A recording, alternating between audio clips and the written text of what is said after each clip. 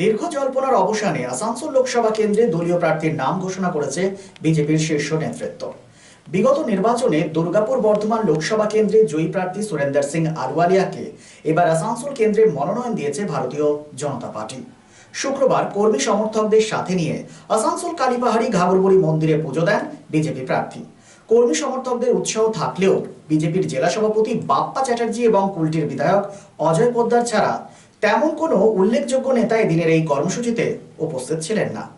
দীর্ঘ জল্পনার অবসানে আসানসোল লোকসভা কেন্দ্রে ভারতীয় জনতা পার্টির প্রার্থীর নাম ঘোষণা করেছে ভারতীয় জনতা পার্টি। এস আলওয়ালিয়া, যিনি বিগত নির্বাচনে দুর্গাপুর বর্ধমান লোকসভা কেন্দ্র থেকে জয়ী হয়েছিলেন, সেই প্রার্থীকে এবার আসানসোল লোকসভা কেন্দ্রে মনোনয়ন দেওয়া হয়েছে।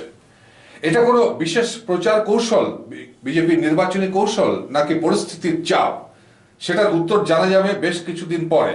তো এদিন মনোনয়ন পাওয়ার পরে কিন্তু ঘাগরবুড়ি মন্দিরে আসেন এবং সেখানে বিশেষ পূজা অর্চনা অংশগ্রহণ করেন বিজেপি প্রার্থী। তার এই কর্মসূচিতে উপস্থিত ছিলেন পশ্চিম বর্ধমান জেলা বিজেপির সভাপতি বাপ্পা চ্যাটার্জি এবং কুলটির বিধায়ক ডক্টর অজয় পোদ্দার সহ বিজেপির বহু সংখ্যক কর্মী সমর্থক। তবে এদিনের প্রচার কর্মসূচিতে বা পুজোর কর্মসূচিতে বিজেপির পশ্চিম বর্ধমান জেলার অন্য প্রথম সারির যে নেতৃবৃন্দ তাদেরকে কিন্তু দেখা যায়নি। স্থায়ীভাবে এদিন বিভিন্ন প্রশ্নের উত্তর দেওয়ার চেষ্টা করেন সুরেন্দর সিং আলওয়ালিয়া। তিনি বলেছেন, মায়ের কাছে কি চাইলাম সেটা আপনাদেরকে বলবো না, স্বাভাবিকভাবে এটাই তো নিয়ম, মায়ের কাছে কি চাওয়া হচ্ছে সেটা কেউই বলে না। তবে তিনি বলেন, সন্তান এবং মায়ের সাথে যে সম্পর্ক, সেই সম্পর্ক তার দেবীর সাথে রয়েছে এবং তার আশীর্বাদ নিয়েই এই লোকসভা কেন্দ্রে তিনি প্রচার কর্মসূচি শুরু করবেন। এর পরবর্তী পর্যায়ে সেখানে পংক্তি ভোজের আয়োজন করা হয়। পংক্তি প্রসাদ গ্রহণ করেন বহু সংখ্যক বিজেপির নেতা ও কর্মীবৃন্দ।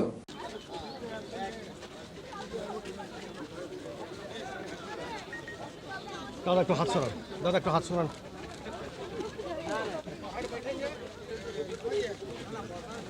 ধীরে ধীরে পড়তে রহিए।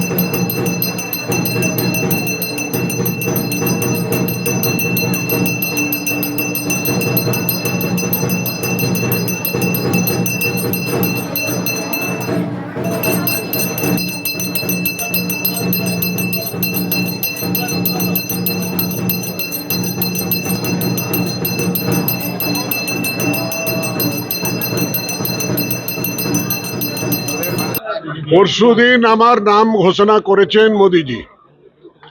মাননীয় মোদিজি, মাননীয় অমিত শাহজি, মাননীয় নাড্ডাজি আমাকে শুভেচ্ছা দিয়ে আসানসোল লোকসভা কেন্দ্রে জনগণের সমর্থন প্রাপ্ত করার জন্য পাঠিয়েছেন। বিপুল স্বাগত ওখানে করেছে আসানসোলের কয়েক হাজার যুবক। আর তারপর আজ সকালে বেরিয়েছি, সব জায়গায় রাস্তায় স্বাগত হচ্ছে। মায়ের শ্রীচরণে আমি যে কথাটা বলেছি আপনাদেরকে তো বলতে পারি না, সেটা মায়ের আর ছেলের কথা। সে কি আপনি বলেন? নিজের বউকেও বলেন, বলেন কি? বললেই তো ঘরে ঝঞ্ঝট হয়ে যাবে। এই জন্যে মা আর তার সন্তানের পেছনে কি বার্তা হলো সেটা জানার চেষ্টা করা ভুল। জনগণের কাছে, জনগণে শরণাপন্ন হওয়ার আগে মায়ের আশীর্বাদ নিতে এসেছিলাম। কালকে কুলটি গুরুদ্বারায় গুরু সাহেবের আশীর্বাদ নেব, তারপর যেখানে ধার্মিক অনুষ্ঠানগুলো আছে সব জায়গায় সবার কাছ থেকে আশীর্বাদ নেব, আর তাদের আশীর্বাদে জনগণের আশীর্বাদ নিতে যাব। ঘাগরবুড়ি মন্দিরে পুজো দিয়ে নির্বাচনী প্রচার কর্মসূচি শুরু করার পর বিজেপির জেলা কার্যালয়ে এক সাংবাদিক বৈঠকে বক্তব্য রাখেন বিজেপি প্রার্থী সুরেন্দর সিং আলওয়ালিয়া। দলীয় প্রার্থীর সাথে সাংবাদিক বৈঠকে উপস্থিত ছিলেন জেলা সভাপতি বাপ্পা চ্যাটার্জি এবং কুলটির বিধায়ক অজয় পোদ্দার। আমি সহর্ষে স্বীকার করলাম, আর সেই সিটটাও 3.5 লাখ ভোটে হারা 2014 সালে হারা মিন্স কি আমরা কোনোদিন ওখানে জিতিনি। আমাদের কোনো এমএলএ নাই, কোনো কাউন্সিলর নাই, সেই সিটটাকে আমি জিতলাম। এখন আমাকে বলা হলো আসানসোল যেতে।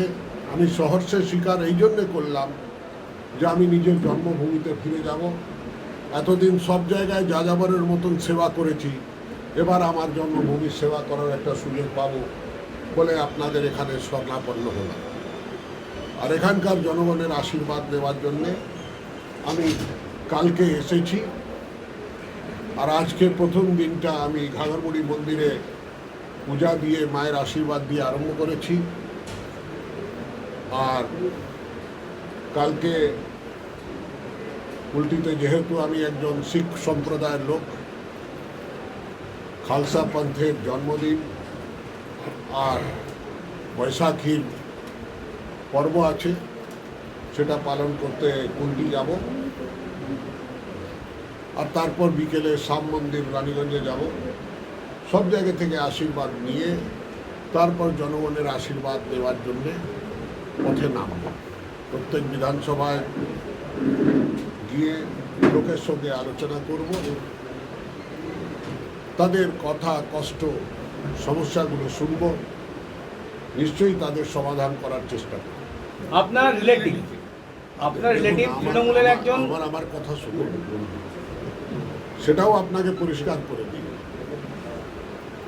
আমি আমার বাড়িতে কোনোদিন রাজনীতি নিয়ে আলোচনা করি না। আপনি তাপস বন্দ্যোপাধ্যায়ের সম্বন্ধে বলছেন তো, আমি নাম করে বলছি, উনি হচ্ছেন আমার স্ত্রীর ছোট ভাই। কিন্তু আমি কোনোদিন তাকে বলিনি যে তুমি তৃণমূল জয়েন করে না। ও কোনোদিন বলে নাই, কেন কি আমরা দুজনেই তো কংগ্রেসে ছিলাম। ও তো কোনোদিন বলে নাই যে জামাইবাবু তুমি আমার সঙ্গে তৃণমূল জয়েন করে না। এটা আমাদের নিজের ব্যবসা, নিজের ব্যাপার বা নিজের চিন্তাধারা।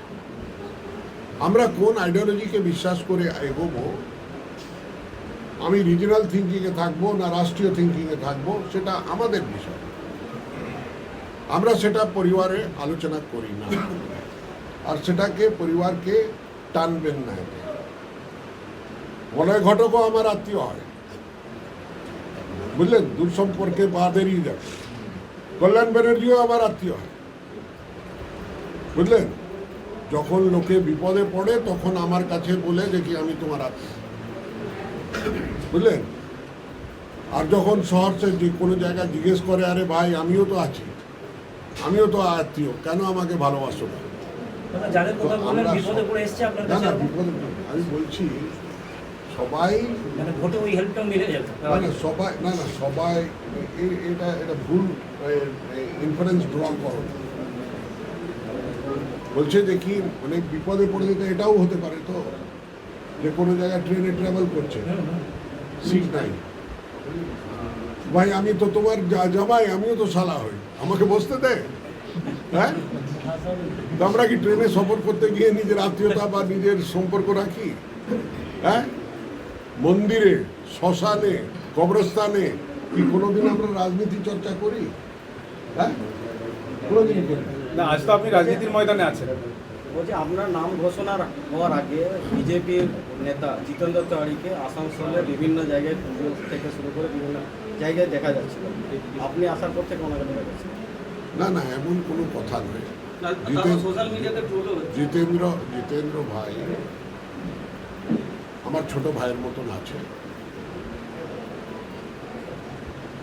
আর আজ থেকে নয়, গত 50 বছরের সম্পর্ক আমার। ওর চেষ্টা ছিল, এবার কোনো জায়গা খালি ছিল তো কি আছে, কোনো যখন নির্ণয় হচ্ছিল না, পবন সিং এর নাম এলো তো সবাই তো প্রতিনিধি ছিল, সবাই চাইছিল, ও চেয়েছে, অপরাধ কিছু নাই, রাজনীতিতে কোনো কিছু অপরাধ নেই। ওনাকে ট্রোল করা হচ্ছে, আপনাদের দলেরই একাংশ করছে, আপনার হস্তক্ষেপ চাইছে ওনার অনুগামীরা। আমার কথা শুনুন, সোশ্যাল মিডিয়া আপনার কন্ট্রোলে আছে, আমার কন্ট্রোলে আছে।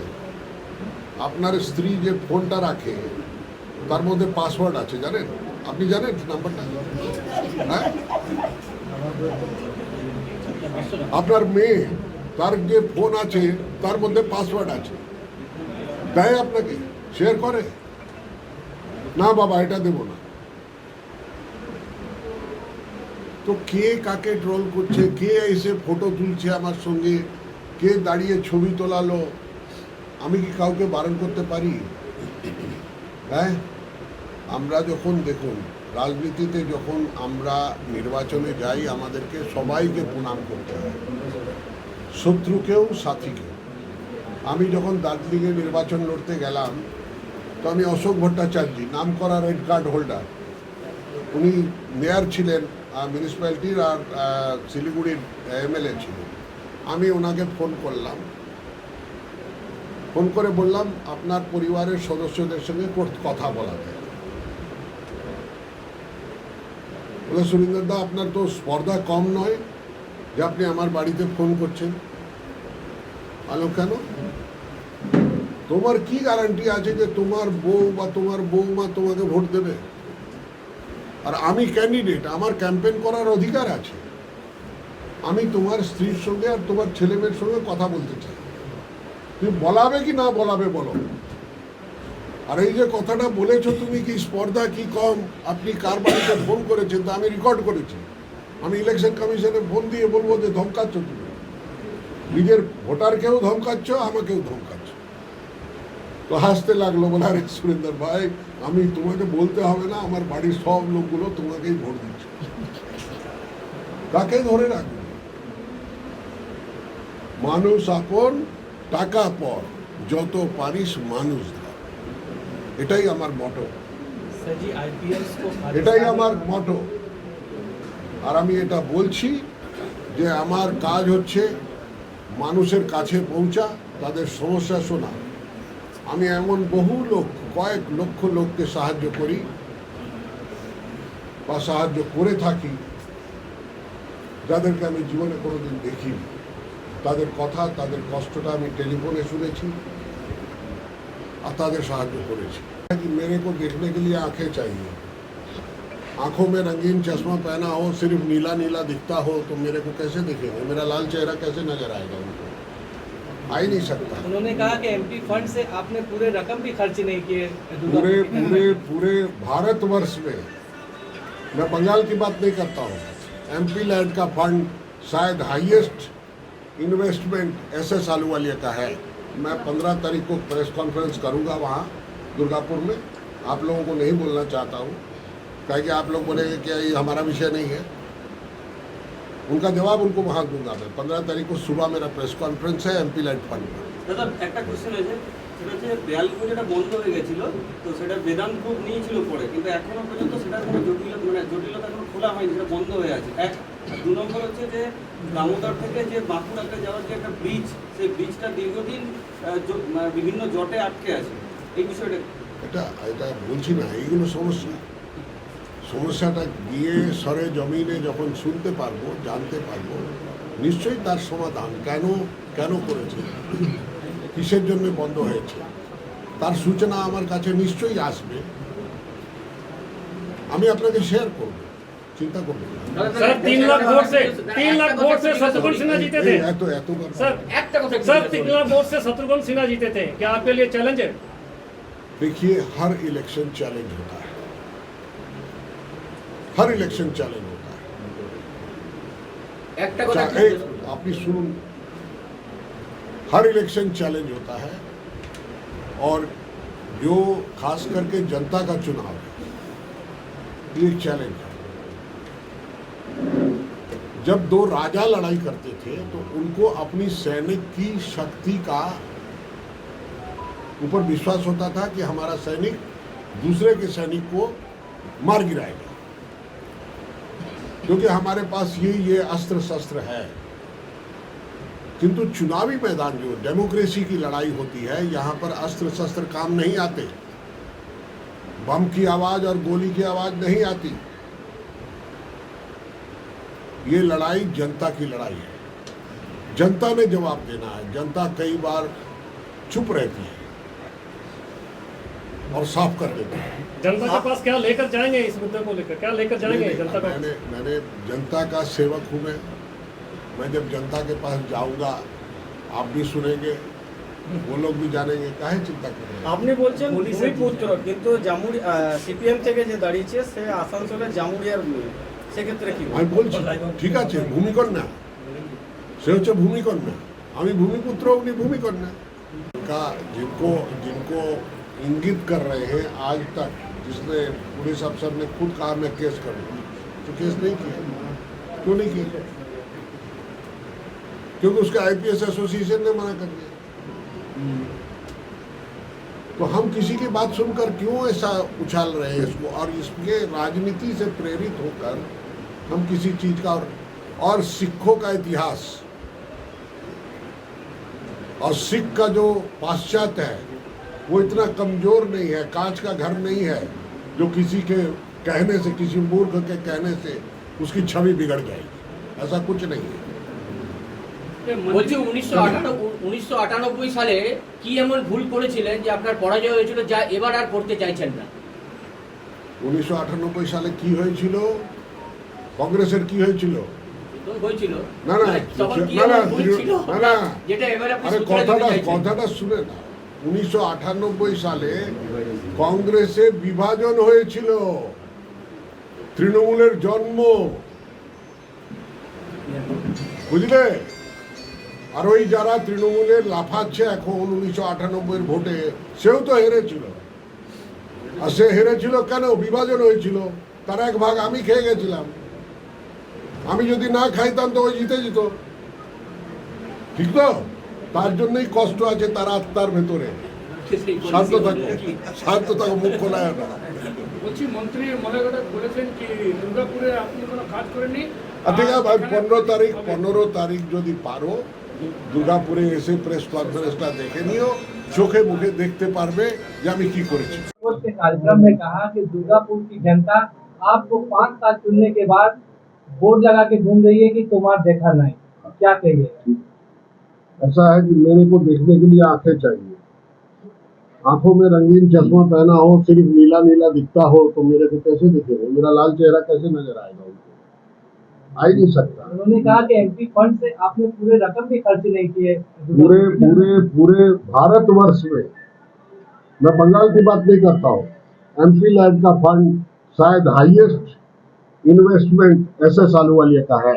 मैं 15 तारीख को प्रेस कॉन्फ्रेंस करूंगा वहाँ दुर्गापुर में। आप लोगों को नहीं बोलना चाहता हूँ ताकि आप लोग बोले कि ये हमारा विषय नहीं है। उनका जवाब उनको वहां दूंगा मैं। 15 तारीख को सुबह मेरा प्रेस कॉन्फ्रेंस है एमपी लैंड फंड पर। Oh, it's TVS Rider. Feel the difference. হ্যাঁ, আন্তর্জাতিক খ্যাতি সম্পন্ন টিভিএস মোটরবাইক, স্কুটি এবং মোপেডের অত্যাধুনিক শীততাপ নিয়ন্ত্রিত পিএসজে টিভিএস শোরুম এখন আপনার শহরে। পশ্চিম বর্ধমান জেলার সালানপুর, রূপনারায়ণপুর এসসিএল রোড, গুরুদুয়ারার সামনে টিভিএস এর বিশাল শোরুম থেকে নিয়ে যান আপনার মনের মতো মোটরবাইক, স্কুটি অথবা moped. TVS technology something different from other. First point, আমাদের কাছে প্রথম টিভিএস এর moped segment only present in TVS. Second হচ্ছে আমরা পায়োনিয়ার মোপেড আর স্কুটার সেগমেন্টে আমাদের গাড়ি ফুল অফ স্পেসিফিকেশন থাকে। টেকনোলজির দিক থেকে আমরা অনেক এগিয়ে, এফআইয়ের দিক থেকে আমরা ভীষণভাবে সাকসেসফুল। অ্যান্ড লাস্ট, আমাদের কাছে আপনি মোপেড পাবেন, বাইকস আছে, ক্রুজার বাইক আছে, কমিউটার বাইকস আছে, প্লাস এভরিথিং টিভিএসের মধ্যে আপনি এক জায়গায় এক ছাদের নিচে পেয়ে যাবেন। টিভিএস এর এই শোরুমে রয়েছে মোটরবাইক, স্কুটি এবং মোপেডের বিশাল সম্ভার এবং বিক্রয় প্রতিনিধির উষ্ণ পরিষেবা। কিরকম পারফর্ম করছে? ভালো আছে। ভালো আছে। সেলসের আফটার সেল সার্ভিসটা পাচ্ছ ঠিক মতো? হ্যাঁ, মানে 10-এর মধ্যে টিভিএসকে কত দেবে? 10%। জেনুইন স্পেয়ার পার্টস এবং প্রশিক্ষিত টেকনিশিয়ানদের আফটার সেল সার্ভিস। সুতরাং আর দেরি কেন? জীবনকে সুরক্ষিত গতিময় করে তুলতে আজই আসুন PSJ TVS, ACL road, near Gurudwara, Rupnarayanpur.